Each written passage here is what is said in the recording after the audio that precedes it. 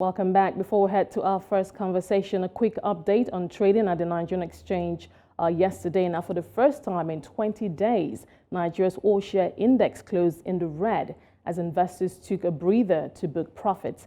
And in company news, the board of directors of Geregu Power has proposed a dividend of 8 Naira per share to each shareholder. Now, this proposed dividend payout will cost the power company 20 billion naira. The company will be seeking a shareholders' approval for this amount at its next annual general meeting. In the meantime, let's take a look at the numbers right now, starting with the all-share index, still up at over 100,000, right now at 103,000. We're seeing that profit taken down 1.49%. So that is investors taking profit from key counters that have appreciated significantly in the last 20 days. If we just quickly go to the market capitalization, let's run through the rest of the numbers. Market capitalization also down by the same percentage point, standing at just over 56 trillion. Now, let's take a look at the top gainers for the session yesterday. We have a mixed bag here. UPDC, Geregu, mentioned earlier that Geregu, the board of directors of Geregu Power is recommending a dividend payout of about 8 Naira for each shareholder. So that's 20 billion that the company is proposing to set aside for shareholders.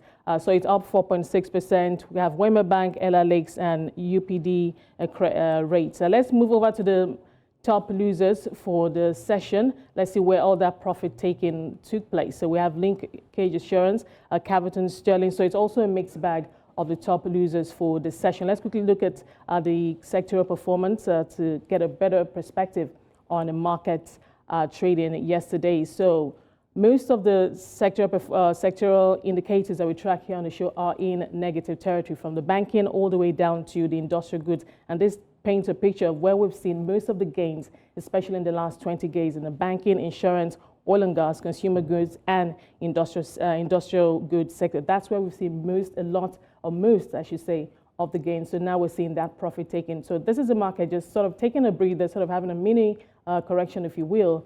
But it's very likely that investors are going to get back on the horse, and we're going to see this, some of these numbers appreciating in value once again. Well, that's the market wrap. We'll take a quick break. I'll be right back with our first conversation. Join us again. Welcome back. On to our first conversation. Africa's largest refinery, Dangote Refinery, is set to begin crude oil import from the United States in February. According to reports from Bloomberg, Trafigura Group has brokered a deal to supply Dangote Refinery with 2 million barrels of the West Texas Intermediate Midland crude, expected to be delivered by the end of next month, marking the first time the refinery will purchase non-Nigerian crude. This move, which signals a response to the changing oil industry where the U.S. is gradually becoming a major player in the global supply chain, has raised a lot of questions. Well, I have joining me for this conversation, Awoniyi Oke is an oil and gas lawyer at AO2 Law. Awoniyi, thank you for joining us this morning. Thank you for having me, Esther. Good morning. What do you make of this latest development with Dangote Refinery seeking to, well, we know the plans are already underway to buy crude, the West Texas Intermediate from the U.S. Could you tell us, I mean, just to get your initial thoughts on this and perhaps what this means? Okay, I think the news was met with a lot of sensationalism and also emotions, especially on the Nigerian, from the Nigerian populace, right? But I think how we should look at this would be from what I would call a commercial perspective. Now, the refinery was built not only to the best of my knowledge, I'm not aware that the refinery was built only to refine Nigerian oil. That's one. Two is that the question would be what has led to the owners of Dangote Refinery looking to other sources of crude oil apart from Nigeria, right? The answers would be the question of, the issue of crude oil availability, right, which is the feedstock for the refinery. As we well know, there's a shortage of crude oil availability for supply to the local market. And perhaps the reason for this is that over the years, what we have been doing as a country is to export crude oil with little attention paid to the local market, perhaps because of the moribund government-owned refinery. Now, the Dangote Refinery coming on stream definitely will change the game in terms of how oil producers need to cater for both the local market and the international market. So shortage of crude in itself perhaps is not necessarily a bad thing, considering the timing when the refinery has just started. It just started in Q4 of last year, right? Typically, what you have in the sale of commodities such as crude oil is that most times the crude produced, right, are already sold even before they have been produced under forward sale contracts. So you'll find out that the issue of crude oil availability as of now may be a short-term issue, right? And this will now be subject to certain other things which I will mention now. It will be a short-term issue if government is able to enforce domestic crude oil supply obligations under the Petroleum Industry Act, whereby the upstream producers are supposed to supply a certain amount or a certain quantity to the local market, provided also the local market or the refiners locally would pay for it at a competitive price, and also ensure that the payments are not delayed.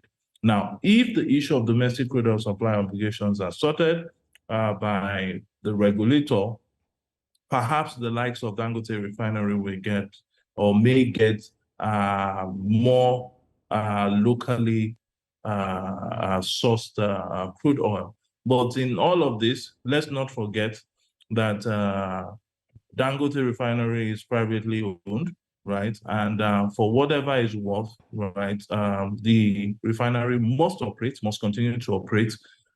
And what has been done by the Dangote refineries, what are refined products, and however the company deems fit in order to get its feedstock, it should do, right? Because obviously there are obligations which the company has also to its lenders.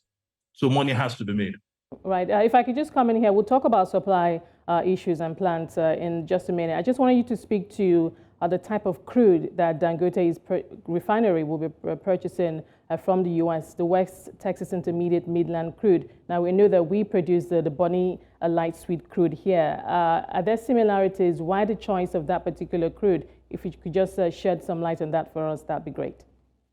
Well, so, we have the various crude grades which we have produced or which we produce in Nigeria. I think as of today, there are about 10, 11 types of crude grade. As you may be aware, the refinery has actually received two different types of grade, Bonny Light and the one that has produced, that is produced from Agbami, right? In terms of the crude grade, WTI, whether it's sweeter or better than Bonny Light, right? Perhaps that would be a question for the engineers to answer. But one thing is clear, that irrespective of the crude grade, at least for now, we've seen that the refinery can actually produce different types of crude grades. And I guess that's an advantage for the refinery. So I don't think crude grade should be a concern. What would happen is that the crude grade perhaps will determine what will be the output in terms of refined products. Right.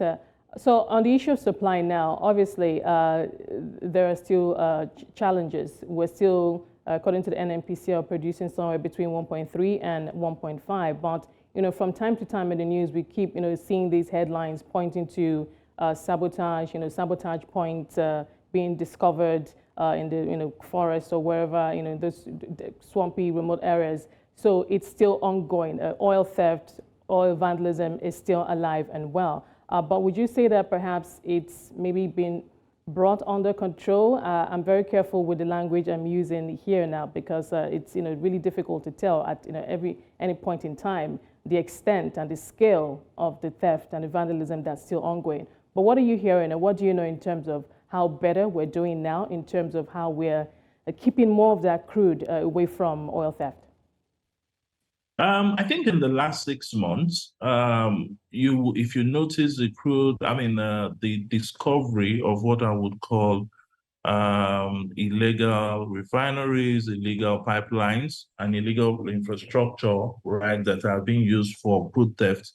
I think the discovery in the last 6 months has been remarkable, and this has been because of some of the efforts which the NNPCL, right, has taken, perhaps with also private security outfits. What is clear is that there is a huge industry, illegal industry with regards to crude theft, which needs to be tackled, right? But what I would say is that significant progress has actually been made, at least based on what we've seen in the news, whereby the likes of NNPCL continues to discover illegal pipeline infrastructure that are used to siphon crude. Now, if you also look at the historical figures, also perhaps in the last 6 to 9 months, you would see that we've seen a steady increase in terms of crude oil supply into the international market. And even as at, I think, Q3, Q4 last year, Nigeria was actually speaking to OPEC to increase its production quota. So in as much as production has improved, one thing we should also note is that the issue of theft definitely would affect our production levels, right? But I think what needs to be done is that security issues and theft issues needs to be tackled continuously. Right. Thank you so much, Awoniyi, for talking to us today, helping us shed more light, give perspective on this topic. That was Awoniyi Oke, an oil and gas lawyer at AO2 Law. Back over now to our next conversation. Nigeria's central bank says it has begun implementing a comprehensive strategy to improve liquidity in the Nigerian foreign exchange market in the short, medium, and long term. According to the Apex Bank governor in a recent statement, the CBN's focus is now on addressing fundamental issues that have hindered the effective operation of the Nigerian FX market over the years. Femi Olade, partner at Argentine Capital Partners, joins me for this discussion. Femi, thank you for joining us today. Hi, Esther. Always a pleasure. Let's get right to it. I'm sure you've seen the news headlines of the CBN clearing backlogs, some FX liabilities for some banks. We've seen the disbursement to some sectors of the economy, about 2 billion. And then there was that announcement, I believe yesterday or the day before that, about the fact that the CBN has cleared or paid off the remaining backlog of FX being owed to foreign airlines. It was curious because the figures that for the airlines now has been around 800 million, but total disbursement to the airlines comes somewhere above 103. But the CBN did mention that it only paid verified FX claims from these foreign exchange airlines. I'd like you to just unpack, those headlines for us. What have been the key takeaways for you so far before we come to talk about the strategy that the CBN says it wants to begin to look at to improve liquidity at the market? No, thanks, Esther. Look, we've had a very interesting 2023, latter part of 2023, 2024, with the exchange rate literally running amok and it's becoming even more difficult for businesses to access foreign exchange. And the intermittent problems that we've also had with supply. I think one of the biggest problems we've had in the last probably 3-4 years was the complete, diminution in supply into the market. We had FDI and foreign portfolio investment flows effectively just stagnate and disappear completely. What is obvious is that the central bank is now trying to get back some level of stability into the supply of the market. Notice I'm not talking about pricing now. The first thing is to ensure that people can actually have access to the dollar at whatever price that they're willing to pay for it. And I think that is something that the central bank has seemed to be focused on. The fact that they've been able to clear out almost $2.5 billion of backlog, obligations is a positive development. Right. And it's one that we should hope that will start to bring some level of stability to the market. Right. However, the key issue is that price discovery remains a problem. And the moment there's a dislocation in supply, the price discovery obviously becomes more difficult. You're absolutely right. One of the issues remains the price discovery. The Naira is still trying to find its reflective trading band based on the dynamics of supply and demand. While all of this has been happening, and I know that a big part of the story also with what the CBN has been doing is to send signals to the market that it has things under control and that perhaps sooner than later these issues will be sorted and the Naira will regain some strength. But that hasn't exactly been the case, because if you just take a look at how the Naira has traded at the NAFEM market, for instance, we've seen it go to lows we've never seen at the market before. Now, obviously based on the principle of willing buyer and willing seller, yet the Naira continues to weaken significantly at the NAFEM market and even worse at the parallel market. So when the CBN says that it has this new strategy to address the fundamental issues of the market in the short, mid and long term, what comes to mind for you? Because at the heart of these conversations that we continue to have around the Naira weakness and all of that is supply. Are we producing enough crude? The numbers continue to fluctuate. Well, how much are we paying on, how much is the country receiving from exports, for instance? That obviously isn't moving the needle, etc. But I'd let me let you share your perspective on this. So Esther, there's quite a lot to unpack, from here. The truth is that we know, for example, and this is probably over spoken about, we know that there is a supply gap. We know that there's a significant supply gap. However, there is a bigger problem that has been created by the expansionary monetary policy and probably fiscal policy of the previous government. So, I always try to tell people that the government of the current government effectively inherited a poison chalice. The central bank, through ways and means financing, had injected over 30 trillion naira into the market in the last 5 years. The implication of that is that there is significant naira oversupply in the market. To make it even worse, in the last 12 months, money supply has grown by over 50%. Which means that there is a lot of naira in the market that is chasing dollars, and most of it, we believe, is actually quite speculative. So the real depth of the market is unknown, simply because there is a dislocation in, there's no equilibrium.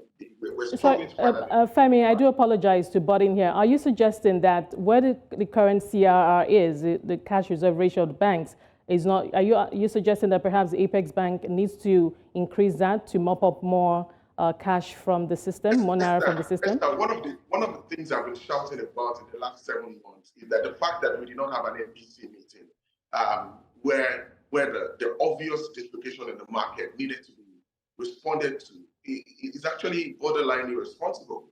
The truth is that there is significant liquidity in the market. That's why there's pressure on the currency. That's why inflation has continued to go without control. There's been nothing that the central bank has done that has targeted the actual places where the supply of naira has become a problem. So the truth is that we need to deal with those issues. There is significant liquidity in the market. It is putting pressure on the currency. It has put significant pressure on reserves, and the only solution is to fix it. And the only way to fix it is to use the instruments of monetary policy that is available to the central bank. And unfortunately, we have to wait another 1 month for the next MPC meeting. That in itself is a problem, because the market cannot actually take an official signal from the way the entire committee is thinking. And because of that, the market is effectively just responding to demand and supply drivers that are outside of the control of anyone. So it's almost impossible for the central bank to watch the slide of the naira without intervening in monetary supply, because that is where the problem is coming from. It's not because the naira is I mean, when you think about it, there is no justification for a 50% devaluation in the currency, especially when you look at where inflation is at. So from an inflation disparity perspective, or inflation parity perspective, we should have seen probably a 30% type devaluation in the currency. But All today right. we are at 50%. We have just 2 minutes left. Just wanted you to answer this question and going back to price discovery for the Naira and what, based on current market dynamics, supply and demand, where a realistic trading band of the Naira could potentially be. I know it's a difficult question to answer as the CBN continues to work through it's actually some of not the very issues. difficult. So the truth is that we've established a new band. I would say that new band is between 1,400 and 1,600. Now, if the central bank does not do anything in the next 1 month, we're going to hit 1,600. And that's the next support level that I'm looking at. Well, that'll be interesting to see. But I must thank you for your time today. Femi, thank you so much for helping us put some perspective on that. Femi Oladen, a partner at Argentile Capital Partners. We'll take a quick break and we'll be right back to bring you our international headlines. Join us again. Welcome back. The International Monetary Fund, the IMF, has warned Britain's Conservative government on Tuesday not to cut taxes in the run-up to a national election expected later this year, owing to high levels of public debt and growing demand on services. The warning from the IMF's chief economist, Pierre-Olivier Gourinchas, came after the body cut its forecast for British economic growth next year as part of a wider forecast update. Elsewhere, Eurozone governments have sold a record amount of bonds directly to investors in January this year in response to the highest demand ever as hopes grow for interest rate cuts to support a weakening economy. Now, this is in stark contrast to worries around high government funding needs in 2023, especially in the US, which sparked a bond rout and pushed borrowing costs to their highest in over a decade in October last year. In other commodities markets, oil prices fell on Wednesday, hinged on lackluster economic data in China, the world's biggest crude importer. This has weighed on demand sentiment, but prices were set for their first monthly gain since September last year, owing to a broadening Middle East conflict, which raised supply concerns. Brent crude futures for March, which expires today, fell by 27 cents or 0.3% to $82.60 a barrel. Very early this morning, the more actively traded April contract fell by 26 cents to $82.24 a barrel. Meanwhile, U.S. West Texas Intermediate crude futures declined 23 cents or 0.3% to $77.59 a barrel. Those are our top headlines at this time. We'll take a quick break and we'll be right back with our next conversation. Join us again.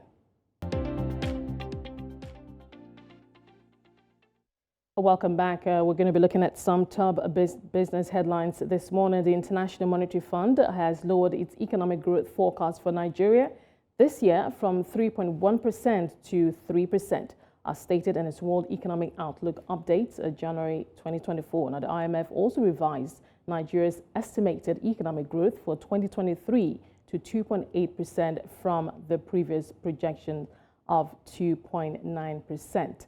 Also, approximately 1,500 staff members of the Central Bank of Nigeria will be resuming at its Lagos office on Friday after being redeployed from the headquarters.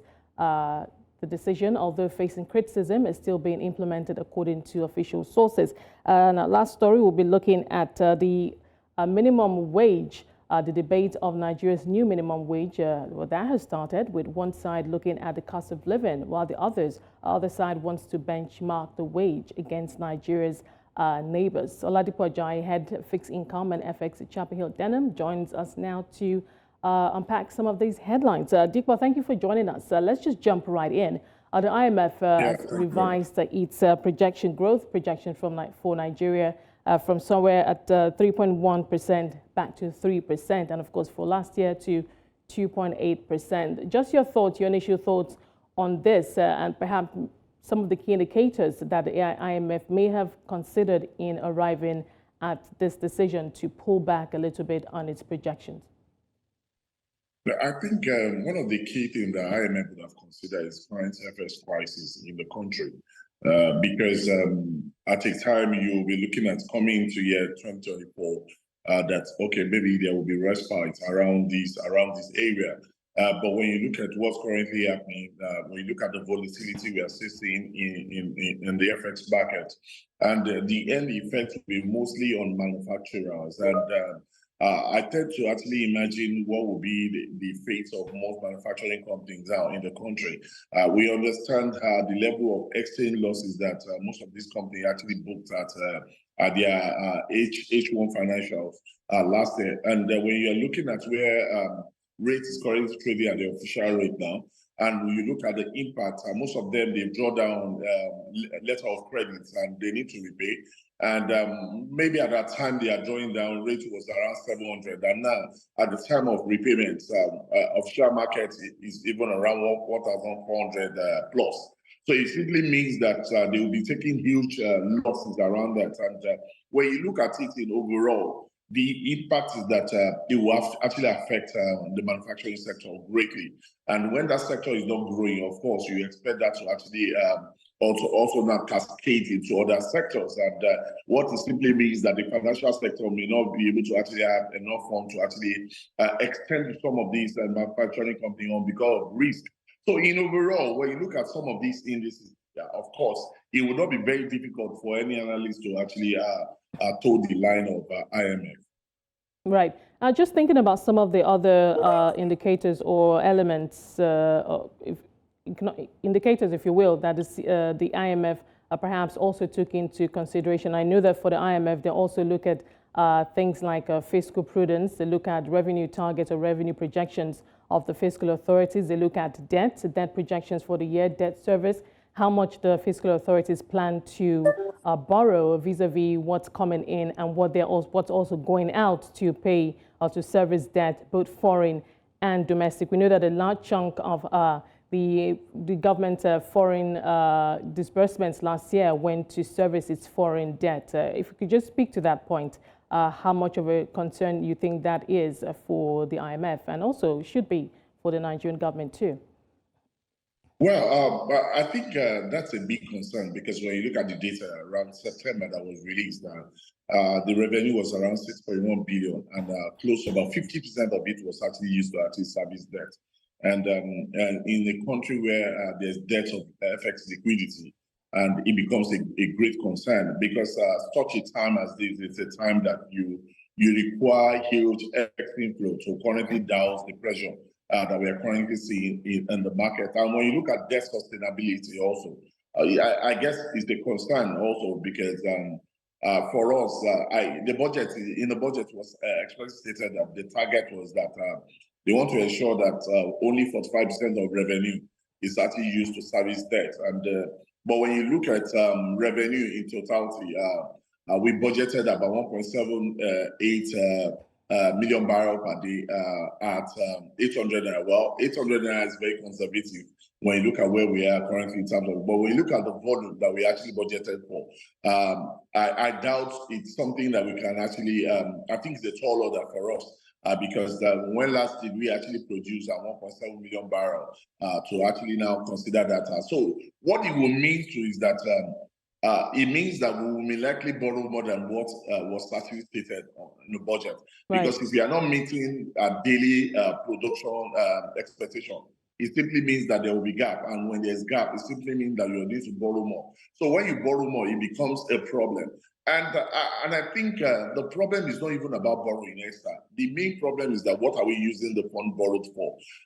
Globally, when you look at it globally, US is the most indebted country in the world. But the key thing is that they don't borrow to consume. They borrow to actually develop. They borrow for infrastructural development.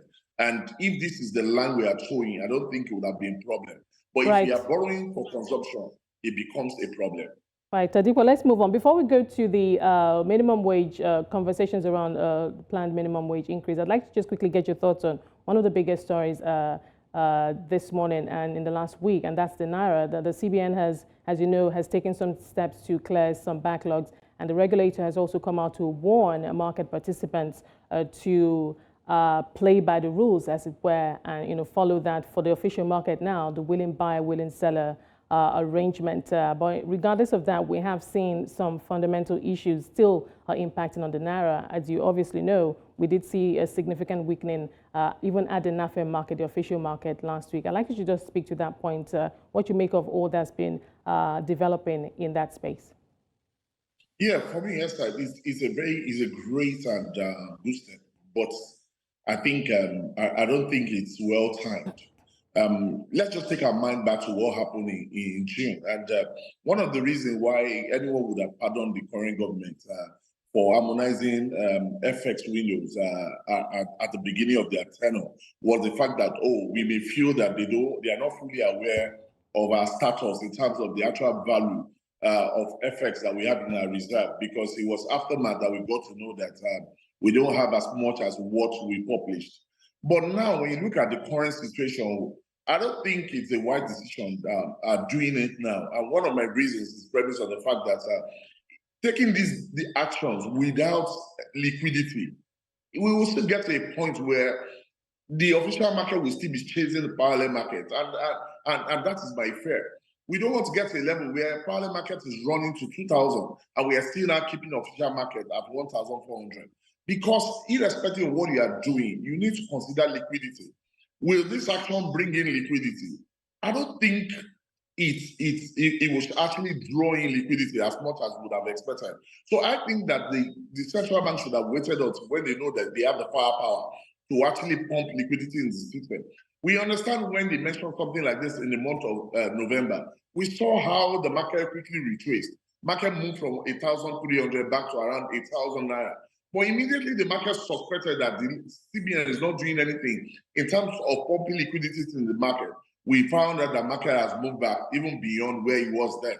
So we don't want to get to a level where market will stop, wait for CBN to take action. And there's no action because it's not only about talk. That talk has to be backed with action. If the action is not there, we will get to a level where the parallel market will hit 2,000 Naira. Right. Well, let's hope that wouldn't be the case. Let's move on to our last. Exactly. That's the prayer of everybody. Nobody wants it to get that bad.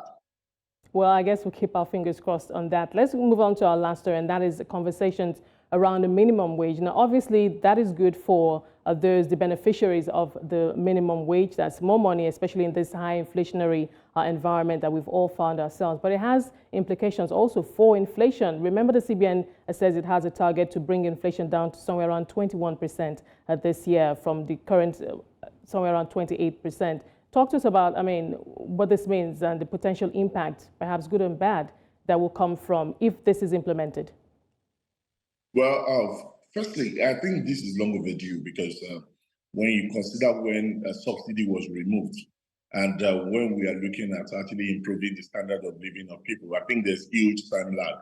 And at the same time, we actually applaud the government also looking in that direction. It's a very good, just like what you said, it's mixed feeling. In terms of when I said mixed feeling, is the fact that it gives a better standard of living to the people. It means that people has better capacity to consume. It means that people can actually consume more. It means that manufacturing company will need to actually produce more. It means that at the end of the day, there will be more pressure on FX because as production needs to improve, it means that manufacturing company will need more FX to bring in raw materials. So, and at the same time, it means that there's more liquidity, more cash in the circulation. At the time, a report that was just released yesterday shows that the level of cash in circulation is about 4.6 trillion. So it simply means that more money will be in circulation. It also means that double job for the central bank to actually act on. So I think that what the central bank now needs to do is to quickly take action, aggressive action, to more liquidity in the system so that when we start seeing this trickling into the system, the effect will not be as enormous as if the central bank is now be more reactive rather than be actually taking action beforehand. So I think it's a very good one in terms of creating a better standard of living for people. It also means that the crime rate will likely drop, considering that, okay, people can now earn a living, better living. It means that people can now meet the obligations as they went due. So I think it's just, but I think that the positive outweigh the negative because we really need that to actually better the life of the citizens.